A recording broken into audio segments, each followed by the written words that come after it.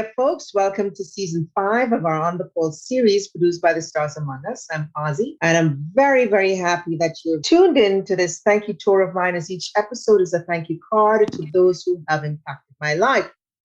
I'm shining light on Vonn Harris. Hello, Vonn. How you doing, Ozzy? How's everything going? Everything is hunky-dory, my friend. It's very, very nice to hear your wonderful voice. And so to my audience, I'm going to give you a little bit of Vonn Harris. Vonn is raised in Baltimore, Maryland. When graduating Milford High School, he joined the Army and served 4 years. He worked as an electrician, which is a skill he acquired while he was serving his country. However, he attended the Catonsville Community College with a major in business law, then took a theater class out of boredom and found that he loved it. So he made a decision to major in theater, later receiving his Associate of Arts degree from Catonsville Community College in 2007. Earned a leading role in the play, The Catonsville Nine, in which he portrayed emotional and passionate Tom Lewis. 2009, he auditioned for the play Tears in My Eyes. He was selected to play one of the lead characters, Sean Wyatt's. This play was a major production that was performed at the Lyric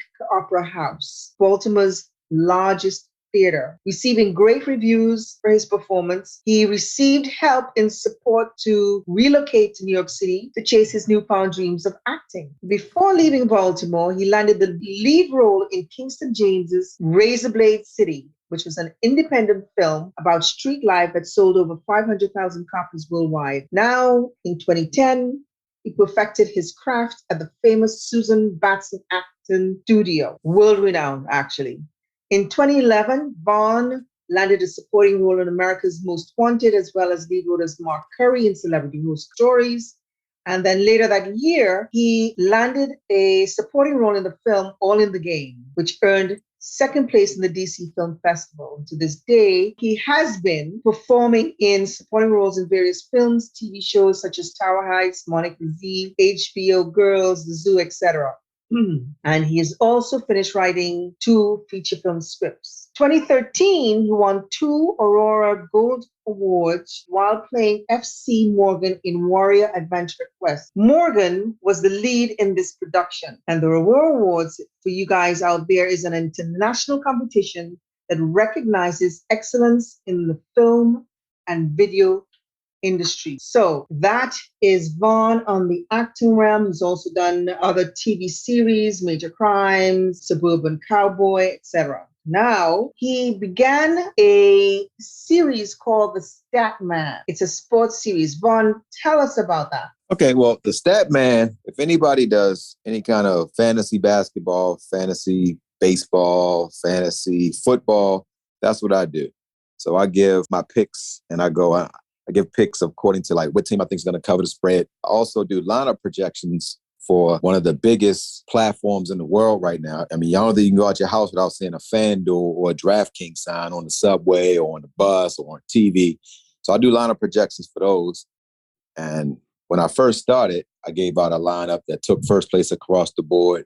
I think that one of my members was able to buy a car off of one of my lineup winnings. I started doing that because I saw that the sports betting world was just like the casinos, where it was unfair.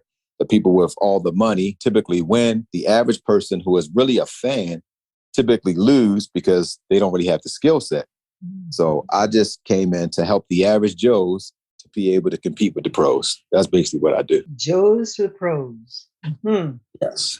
And then you were also doing something called Thinking Ink, is that it? Yeah, I also do mentorship now. And my mentorship is basically called Thinking Ink. And what it is I learn better when I write things down. And I teach my people, like, anything you want to do, you want to write it down. You want to write down your clear goals. So then each week you can hold yourself accountable to see if you're meeting your goals and what you need to improve on. That's why I say Thinking Ink. Put all your thoughts to the pen, to the paper, and from my experiences, when you write it down, it typically comes true. Think in ink. Yes. Lovely. If anybody is listening to this right now, anything you do, you want to write it down. Because if you don't write it down, you're just winging things. But when you write it down, you can say, okay, I want to become a lawyer. So you can say, okay, step 1, I got to apply for a college. Step 2, I want to get into a college. Step 3, once I graduate, I got to do the LSAT. Then you just go down and you start checking off the list of what you've accomplished and see are you meeting your goals each day. So Thinking Ink actually helps you to be accountable too. It sets your dreams in motion but also allows you to be accountable. So you can't say it was anybody but you. So you can just be honest with yourself. Like, I didn't do this. I didn't do step one. So if I didn't do step one, how in the world can I get to step two? If that makes sense. Absolutely does. You also did something called Know Your Worth. Yeah, I did a short film with you, and it was basically Know Your Worth. And what I do with that is, I think that especially in our community, in the African-American community, we don't have a lot of mentors that are doing big things other than like athletes, rappers, stuff like that, even actors and stuff like that. But most of us don't know actors. So I teach people to understand what their worth is. So what I teach people is, don't look at your worth according to what society says your worth is. Go by what you feel like your worth is. Like, what do you think an hour of your time is worth? So when you start understanding your worth, then you start going after bigger and more harder goals. Because I think life is absolutely amazing when you have something to strive for. It might not always be monetary things that you're striving for. You might be striving to be a better person. You might be striving to be more in tune with God. You might be trying to be a better parent. But I always think it comes back to knowing your worth. Like, to women, if you're in a relationship and if you know what you are worth, you won't settle for anything less than that. You won't settle for a lot of the nonsense and the foolishness. So knowing your worth is something I think that we should start teaching our kids from when they're young. But then when they get older, their standards would be so high that they will go after more things. And because I find it to be sad how so many people just settle. You have all these gifts, because I believe everybody on the planet has something to do better than anybody else on the planet. So when you know you do something well, go after it, but know your worth and don't settle. You began to understand the acting world and had started doing some things within the acting world, but then you made a change recently within the last couple of years. And I'm really proud of you for making that switch. Talk to the audience about what you've done to become more self-sufficient. Yes. Well, acting is what I love, and I will always have passion for it. When COVID started in 2019, before COVID started, I looked at acting as it was very, very hard to really get to where I wanted to go, because my opportunities were always dependent on someone giving me the opportunity. In acting, you got to audition. If they like you, you get it, but you have a lot of heartbreak and so forth and so forth. So I said, you know what? I don't want to be a struggling artist anymore. I want to actually be able to save up and do my own projects. So I started my own auto hauling company, because I was like, with the auto hauling company, I can actually do well money-wise, and I can save up my money, and I can actually do my own films at some point. So with the auto hauling, I love it because this is a recession-proof business. This is a COVID-19 proof business. This is a business where you'll be able to make money because cars will always need to be shipped. Just like if you got a tractor trailer, it's always going to be cargo that needs to be moved. So that's what I did. Started in 2019. I just did a new video that explains to people how to actually be a successful auto hauler, because now I've figured it out and I'm doing extremely well in this business. So now you have your own, what do you call them? Haulers? I have a truck. Truck. Yeah, I have a truck and I have a trailer. Right now, I'm just doing it by myself. But the end of this year, I'm going to get me another truck and another trailer. And my goal is to end up having 10 trucks and 10 trailers. And soon I'm going to have a business that's going to rival some of the big people like JB Hunt, because I figured it out. So I have a system in place that I know that if people come in and they follow my system, they'll make over 6 figures for themselves a year. Run a mission. You lived in Baltimore. You lived in New Jersey. Where are you now? I'm in Atlanta, based in Atlanta. I was living in Baltimore. Like you said, I moved to New Jersey / New York to pursue my act. Then I went to LA for 3 years, and that's where I did the major crimes. And when Suburban Cowboy, I actually went to the Cannes Film Festival. And that's the biggest film festival in the world, the one in France. And yes, I'm in Atlanta now. Okay. How are you enjoying it there? I like it. It's so much opportunity here. And the cost of living is reasonable. And that was one of the reasons why I did leave New Jersey. I just didn't feel like you got bang for your buck. And in Atlanta, you can do everything. You can do real estate, you can do acting, singing. And for auto hauling, it's great. The South is where you want to be, because all of the cars typically are getting shipped here. And you make the same money you make up north, but your cost of living is about 40% cheaper. Wow. Okay. Now, those are pretty real terms. Ha! Yes. Okay. So now I have a couple of questions to ask, which are, the first one is, what has been the biggest challenge in your professional career, be it the acting or the truck hauling? Is it truck hauling or auto hauling? Auto hauling. Auto hauling. The biggest challenge in auto hauling was getting a customer base. It was very challenging because I never drove a combination vehicle. If you haven't drove a combination vehicle, it's scary because you're on the highway and you're driving a piece of equipment. And when you're loaded, you got a total of 26,000 pounds. So you got a 50-foot trailer. It's a lot to navigate. You have to deal with DOT. They're always harassing, and it's a challenging business. Also, those machines must be very maneuverable, right? So in terms of turning a corner and things like that, when you have stuff behind you, I'm just visualizing, you got to be really aware at all times. Yeah, you have to be aware at all times because we live in a world where people are very inconsiderate on the roads. Mm-hmm. So they'll see like me trying to navigate a turn and they'll try to speed up to go around me. And I'm like, if you go around me at the wrong time, I could roll over top of your car. So I'm always aware of those things. I'm always one where I have to drive for everybody else on the road. Right. And one thing that I've learned is when you put your turn signal on with a combination vehicle, I don't move over to the next lane for at least 6 seconds. I want to make sure nobody is trying to speed around me. So I wait 6 seconds. If I see that it's clear, then I get over. So it took me some time to get through that. Mm-hmm. In acting, the hardest part was trying to find out where I fit in. Because in acting, they're always trying to put you in a box. They say you're the guy, you're the best friend, you're the sexy hunk, you're the lead man. So it's like you have to figure out where you fit in. Then I got to the point where I was like, you know what? I don't want to fit in anymore. I know what my worth is, and I'm going to create my own projects that show my talent. Because where I think my talent is, they look at it and think I should be in this area. So that's the hardest part in acting. Okay. And what are you most proud of in your career in life? The proudest thing is, I would say, performing at the Lyric. The Lyric is Baltimore's version of Broadway. So it's a big thing. Like Tyler Perry has done plays there. Maurice Chestnut performed there. The pastor, he's brought plays there. So when I was a kid, I grew up in the projects, and the Lyric is 2 blocks to the right of the projects. And I remember I would just look, and I used to tell myself, like, I would just love to be able to perform there. And so to do that as an adult, that's my biggest accomplishment. Mm. You said you live a couple of blocks away from there? When I was a kid, I used to live in the projects. Mm-hmm. And I live in a project called Lexington Terrace. They filmed the HBO series The Wire based off of my old neighborhood. And the Lyric is maybe 1 mile away from Lexington Terrace. So to be in that kind of an environment where you're told as a kid that I was told by my guidance counselor that I would be dead by the age of 19. Wow. That's the kind of advice that we got in our school system and living in Baltimore City. And I found it disheartening because I was like, all I do is tell jokes in class. I'm not a troublemaker. I'm not fighting anybody. But to be told that, I was like, wow, even the guidance counselors don't believe that we can amount to anything. Mm. So when I walked past the Lyric and I was like, man, one day I would give anything. And I had no idea. I had no desire to act. I just wanted to go in there and just perform. And so when it came time that I actually landed the role, it just really made me feel so good because I was like, man, I'm actually at the Lyric. It was just so surreal to me, to be a part of, to perform the Lyric. It's like if you live in New York and you walk down Broadway and you see Broadway and you like one day and then you actually get a chance. And I performed there. We did 3 nights there, 3,500 people screaming and hollering. And then when it's over, people came up, gave me hugs and was like, I loved your performance. The lady was like, you reminded me of my son. So that was my crowning achievement as far as acting wise. Who were your mentors? In acting, I would say you actually showed me a kindness. So in acting, it would be you. It would be a guy named Howard G. He's a local star in Baltimore. And nobody really saw my talent when I auditioned for Tears in My Eyes. All of the people there, none of them wanted me for the role.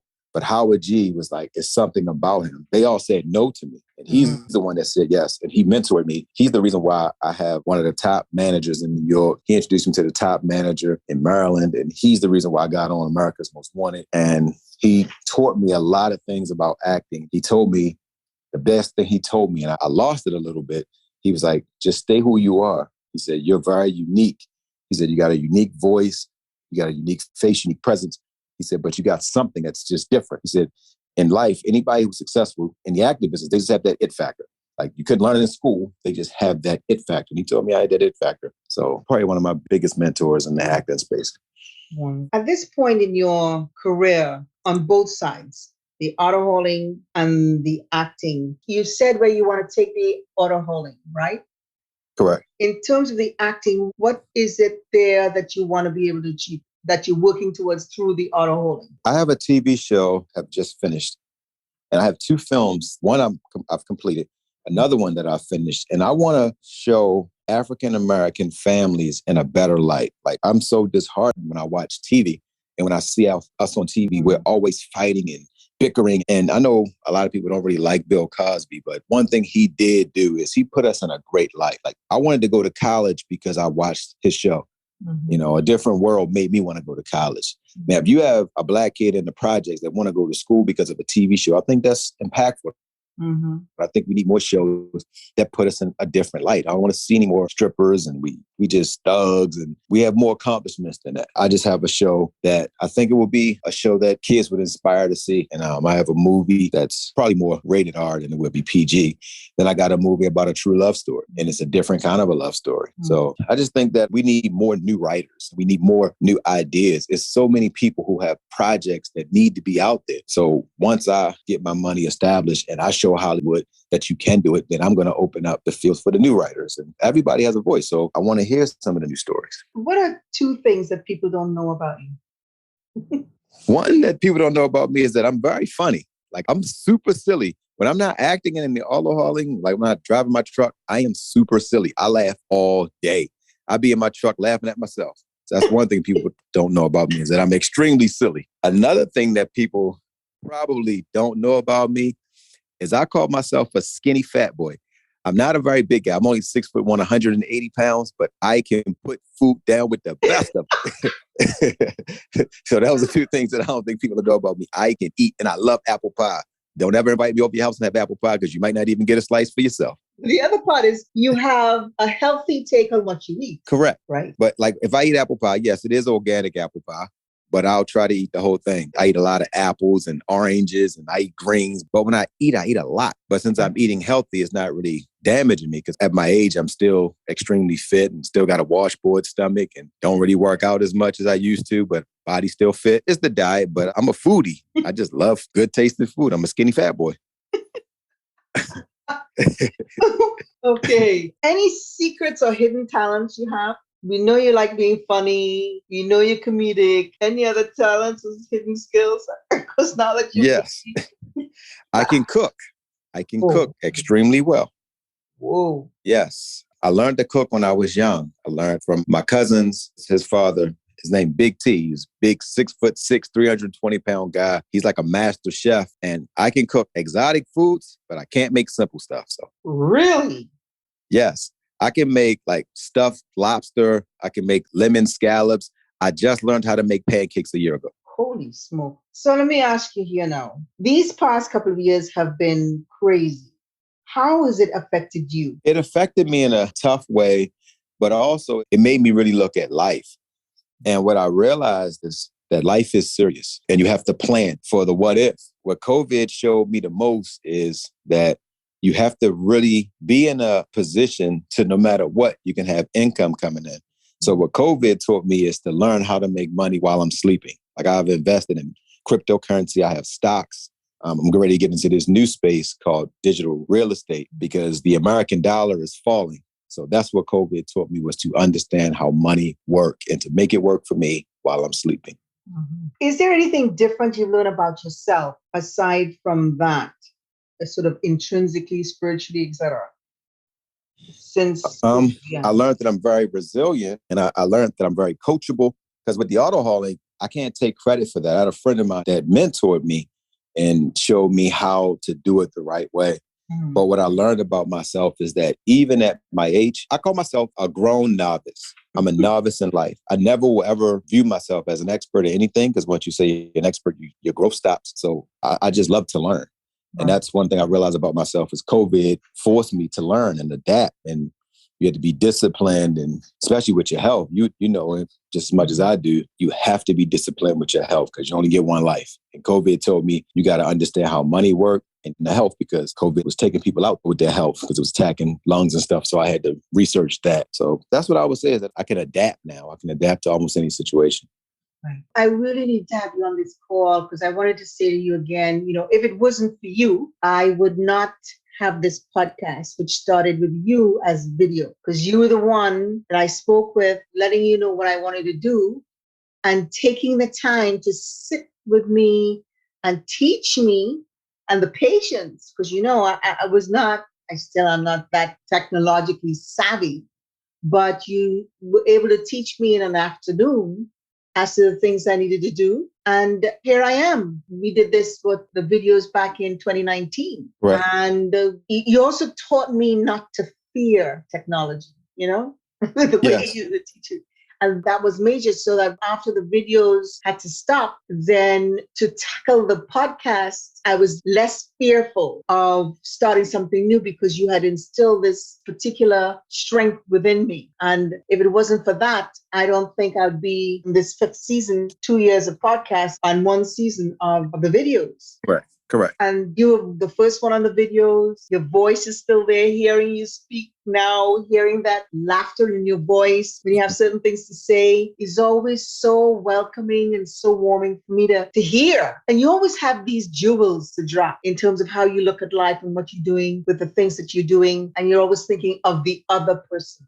A lot of what you do is about others. I wanted my audience to hear this. And I really, really thank you very, very much for this short time. And before I say goodbye, I want to say thank you to my audience for spending your valuable time with us today. Please care to share. And remember, when you're on your beat, stay on the sunny side of the street safely, be health conscious and kind to one another. And don't forget to give thanks for the little and big gifts. And Vonn, yes, I love you. I thank you. I'm so proud of what you do. Thank you. Basically what you do. It's like friends forever, but you're more than a friend. I can't call you my son because I'm not that old. Correct. You're too young for that. But you are a love in my life, and I thank you so much for this time, really. I thank you for having me on again. And just for anybody watch this post, just notice that no matter what you're going through, it's going to pass. I've been homeless. I've been to the top, I've been to the bottom. But one thing I say that I wish I would have done more is enjoy the journey, people. People always want to just get to the top. Enjoy whatever it is you're doing, the good, the bad, the ugly, because everything passes at some point. Amen. And with that, we will be catching up again. Stay safe out there. And I look forward to what you're going to produce at the end of it. Thank you. You're welcome, my love. Talk soon. Yes, we will. Enjoy your evening. Thank you, you too. Bye. All right.